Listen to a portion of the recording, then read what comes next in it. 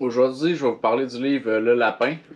Le Lapin par Manon Tremblay, qui est vétérinaire. C'est aux éditions de l'Homme. Je vous parle de ce livre-là, en fait, mais ça pourrait. J'inclus d'autres livres qui y ressemblent. C'est un livre que j'ai acheté tout simplement dans un organisme de charité, donc ça m'a coûté 50 sous. J'ai acheté. Je ne l'aurais pas acheté neuf. C'est pas un livre que j'aurais acheté neuf.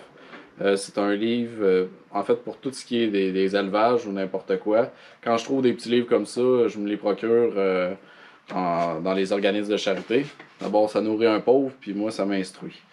Puis, c'est ça. Il y a différentes choses qu'on peut apprendre là-dedans. C'est pas des ouvrages qui sont nécessairement complets pour l'élevage. Comme celui-là, c'est vraiment une vision vétérinaire du lapin. Puis le lapin est vraiment considéré comme un animal de compagnie. Malgré tout, il y a des choses intéressantes dans ce livre-là. Donc, on va commencer par les points intéressants que j'ai ressortis, qui sont, à mon avis, pour moi, intéressants, à page 25.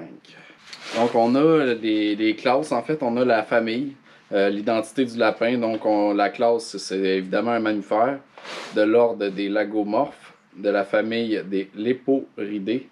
Donc, la sous-famille, c'est les léporinés. Une autre chose que j'avais trouvé intéressante dans cette lecture-là, c'est à la page 34, au niveau des... Il parlait des oreilles. Elle parlait des oreilles. Les oreilles. Donc, on dit que chez certaines espèces, en fait, l'oreille du lapin va occuper près de 12% de toute la surface corporelle du corps. Puis, ça nous dit aussi que c'est très vascularisé, puis que pour réguler sa chaleur, en fait, puisque le lapin ne sue pas et qu'il n'est pas en mesure je pense que c'est de haler, en fait, comme les chiens font. Euh, ben, il n'est pas en mesure de faire ça. Fait qu'en fait, avec ses grosses oreilles, ça va lui servir un peu de radiateur. Il va pouvoir évacuer sa chaleur. Fait que ça, je trouvais ça quand même cool. Je le savais pas. Fait que sinon, il y avait le toucher. En fait, il compte 20 à 25 vibrisses sur chacune des lèvres supérieures. Ensuite de ça, ce que je trouvais intéressant, à page 37, c'est ce qui est ressorti, en fait, c'est qu'on parle de la dentition. On dit que le lapin possède 16 dents de bébé. En fait, il y a des dents quand il est à l'intérieur du corps de la mère. Puis elles sont présentes chez le fœtus, puis ils vont tomber juste avant la naissance ou quelques temps après. Je trouve ça particulier qu'un animal ait des dents lorsqu'il est fœtus, puis qu'ensuite il les perde. C'est quelque chose que j'avais pas dans mon petit livre de connaissances dans ma tête. C'est ça, on dit qu'il est incapable de suer, évidemment, comme on l'a mentionné, puis il supporte vraiment mal la chaleur. Page 45, le rythme cardiaque. Donc, le système cardio-respiratoire. Ce qu'on dit à propos du lapin dans le livre, c'est que son cœur, il bat. En fait, le lapin au repos va respirer une trentaine de fois par minute, puis son cœur va battre à un rythme de 150 battements par minute. Mais lorsqu'il fait un exercice violent, soit une course ou qu'il peut rencontrer un prédateur, bref, ça va atteindre facilement 325 battements par minute. Puis la cadence de la respiration va être doublée. Le lapin, il n'arrive pas à respirer par la bouche. Donc, obligatoirement, il doit respirer par le nez. Puis, à chaque inspiration, en fait, c'est des petites quantités d'air qui rentrent dans ses poumons.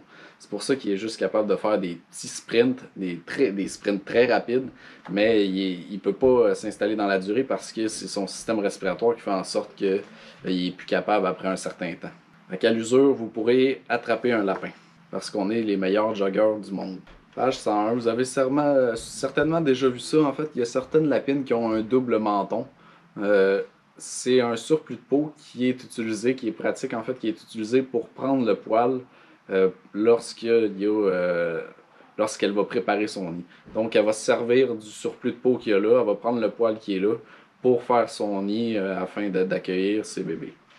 Sinon, au niveau de la reproduction, ben évidemment, chez le lapin, l'ovulation est provoquée par le coït. C'est-à-dire que c'est la relation sexuelle qui va provoquer l'ovulation. Puis on dit qu'il existe beaucoup de variations, mais en général, une femelle est réceptive 14 à 16 jours, suivi de 1 à 2 jours de repos. Donc la femelle est vraiment très réceptive pour la reproduction, puis c'est pourquoi aussi que je considère que c'est un animal qui est vraiment très important à inclure pour ce qui est de la production de viande, donc pour une autosuffisance. Il y a évidemment d'autres aspects, puis ça va faire l'objet d'une vidéo beaucoup plus complet. Ce qu'il faut pour l'accouplement, c'est on amène la femelle dans la cage du mâle. Donc, ou la cage, ou l'habitat, peu importe. C'est la femelle qui doit aller vers le mâle. C'est une question de... Sinon, le mâle va être trop préoccupé à essayer de comprendre le territoire qui est nouveau. Puis la femelle va se sentir plus menacée. Donc, ça fait en sorte, bref, pour toutes sortes de détails comme ça, c'est préférable d'amener la femelle vers le mâle. Sinon, on dit que si après 15 minutes, il ne se passe rien, c'est préférable de remettre l'opération au lendemain, à un autre moment. Puis l'ovulation, elle va se produire en moyenne de 9 à 13 heures. On pourrait dire 10 heures après la copulation. Ensuite de ça, suite à si le lapin mâle a réussi à scorer, ben, il y a deux scénarios possibles, soit une gestation ou une pseudo-gestation, c'est-à-dire une grossesse nerveuse. La lapine va avoir les mêmes comportements qu'avec une gestation. Elle va même faire son nid, mais il n'y aura jamais de bébé. Donc ça, c'est quand même à comprendre. Puis dans un autre livre, je vais vous parler aussi de... il existe une technique en fait pour tâter le ventre du lapin pour savoir si elle est en gestation ou si elle ne l'est pas. Ça peut permettre de sauver 15 jours. Donc si on sait qu'elle ne l'est pas, on va sauver 15 jours parce qu'on va s'en rendre compte juste 15 jours plus tard. Puis là, on va vouloir recommencer une gestation. Tandis que là, si on l'apprend, on va pouvoir faire en sorte de tout de suite remettre le mâle. Sinon, la gestation du lapin, ça dure entre 29 et 35 jours. On dit en moyenne de 31 jours.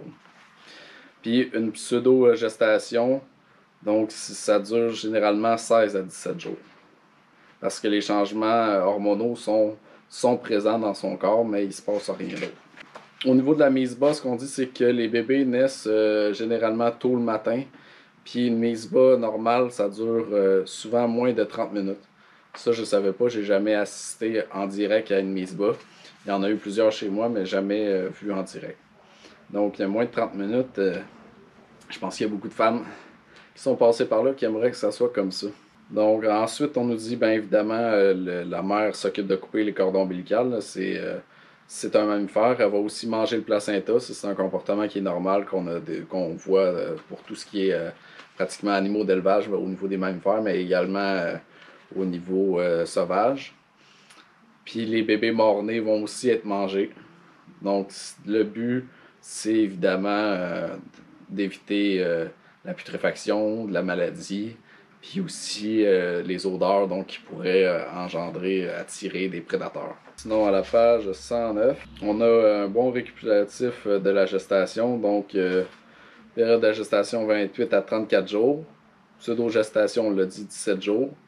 Ovulation est induite par le coït. Ça survient de 10 à 13 heures après le coït.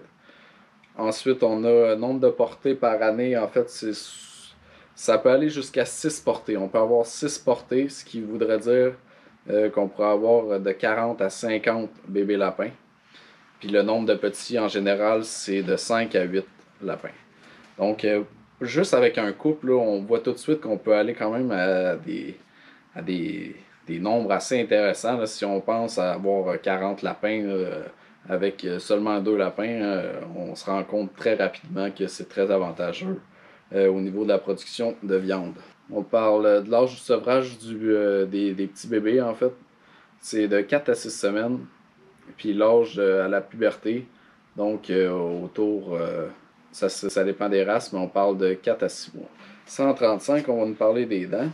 135, on nous parle des dents. Ce qui est important à savoir au niveau des dents, c'est qu'il faut assurer un suivi. En fait, il faut s'assurer que ce que le lapin fait, c'est que ses 2 dents poussent continuellement, comme les castors, comme des remusqués, comme beaucoup de...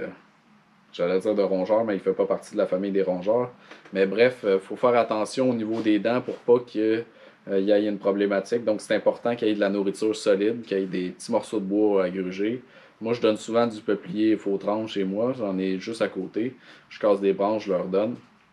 Puis ça fait plus que 2 ans maintenant. Je fais le suivi, puis j'ai eu jamais aucun problème. Les dents vont s'user normalement. Ils s'usent entre elles, en fait. Donc les dents du haut vont vont gratter ceux du bas, puis ainsi de suite. Donc les deux vont s'user, vont, vont être, euh, vont être coupantes, puis ça va lui permettre de bien manger, puis ça va pas y rentrer dans le palais si jamais ça survient. Sinon, page 150, on dit au niveau des mâles qui sont non castrés, c'est important de ne pas les mettre l'un près de l'autre parce que souvent ils vont vouloir marquer leur territoire, donc ils vont uriner, ils vont essayer de projeter leur urine. Moi je l'ai remarqué, c'est pas juste de la théorie.